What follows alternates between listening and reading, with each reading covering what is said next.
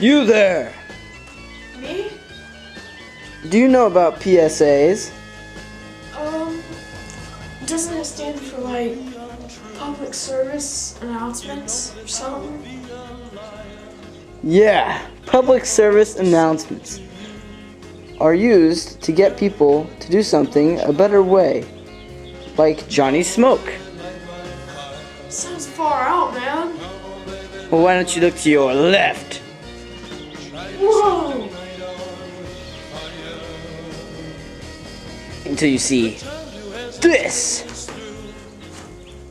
Whoa! Far out.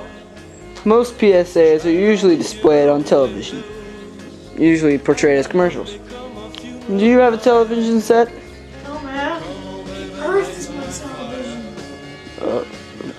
Okay then. On to the next part. Part 2. Here we go!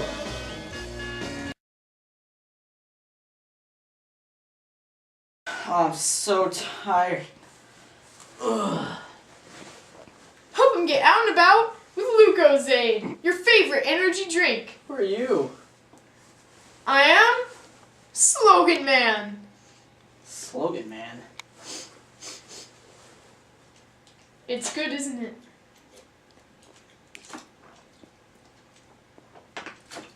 Whoa.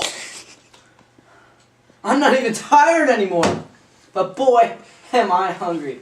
Well, get Heinz. 57 times better. A whole can of beans. Thank you, Slogan Man.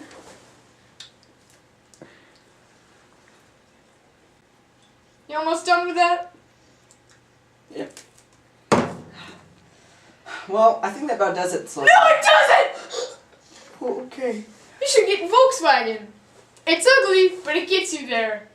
I have a car. Well. I'm fine. I'll buy a car. Yeah. Okay, that'll be $900. That's good. $900. 300, 600.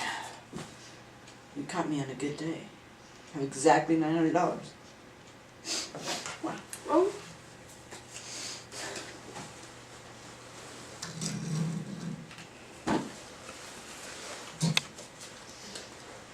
Where's this computer you got here? What? Awesome!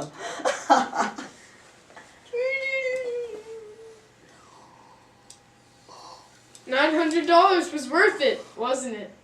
Yeah, but what were those sayings you were saying earlier? Like 57 times better? Those were called slogans. What's the slogan? A slogan is a kind of phrase for a certain product or service. Most of the time, they're memorable in some way so the viewer can remember the product. Oh, gnarly, but I'm still hungry. Well, you can blast off with Sugar Jet cereal. Do you have sugar jet cereal?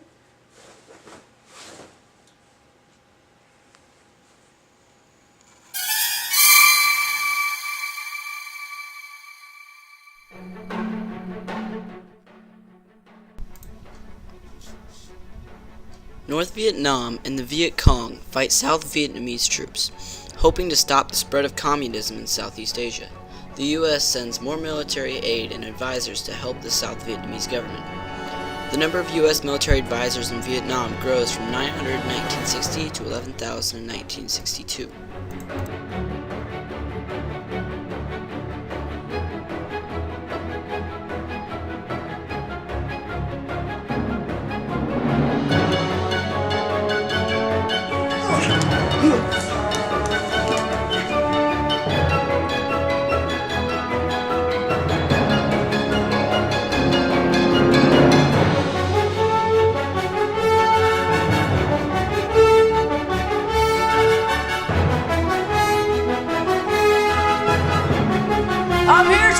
By 1964, the Viet Cong, the communist guerrilla force, has 35,000 troops in South Vietnam.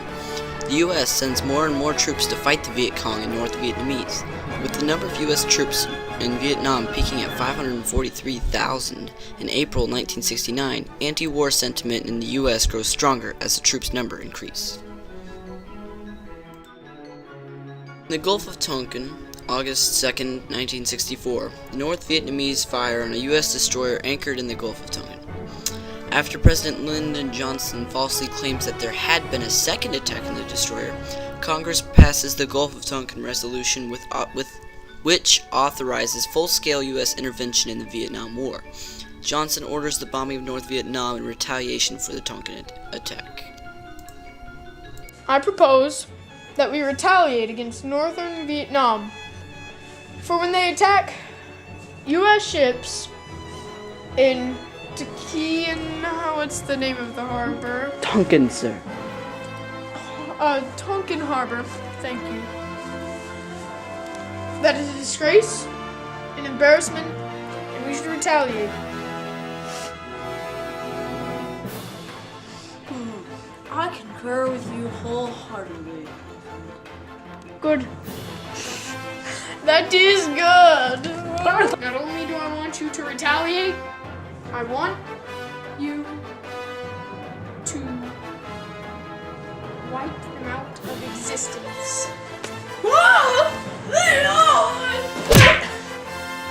On January 30th, 1968, the North Vietnamese launched a massive surprise attack during the festival of the Vietnamese New Year called Tet.